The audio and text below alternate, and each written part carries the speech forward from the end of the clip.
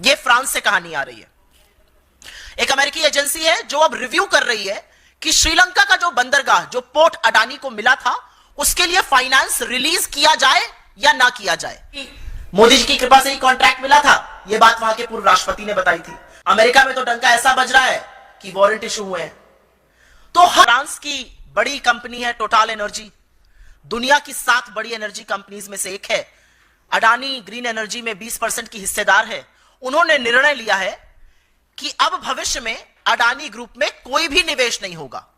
यह निर्णय भ्रष्टाचार, घूसखोरी, जालसाजी के जो आरोप लगे हैं अमेरिका में, उसके चलते किया गया है। ये उनकी प्रेस रिलीज में है कि हमारी जीरो टॉलरेंस है भ्रष्टाचार को लेकर। तो टोटल एनर्जी ने आगे आइंदा निवेश ना करने की ठानी है। यह फ्रांस से कहानी आ रही है। एक अमेरिकी एजेंसी है जो अब रिव्यू कर रही है कि श्रीलंका का जो बंदरगाह, जो पोर्ट अडानी को मिला था, उसके लिए फाइनेंस रिलीज किया जाए या ना किया जाए। करीब $553 मिलियन का करार है, वो किया जाए या ना किया जाए, अमेरिकन एजेंसी ये रिव्यू कर रही है। श्रीलंका खुद अडानी पावर डील का रिव्यू कर रहा है और अलर्ट पर है। इजराइल में हाइफा पोर्ट जो मोदी जी के जाने के बाद मिला था, जैसे श्रीलंका की डील भी के कहने से मिली थी, और मैं नहीं कह रही हूं, वहां के पूर्व राष्ट्रपति ने कहा है। इजराइल मोदी जी जब गए थे, वहां से लौटे तो हाइफा का जो एयरपोर्ट, हाइफा के पोर्ट का करार मिला था, वहां पर श्रमिक जबरदस्त विरोध में उतरे हुए हैं अडानी के खिलाफ।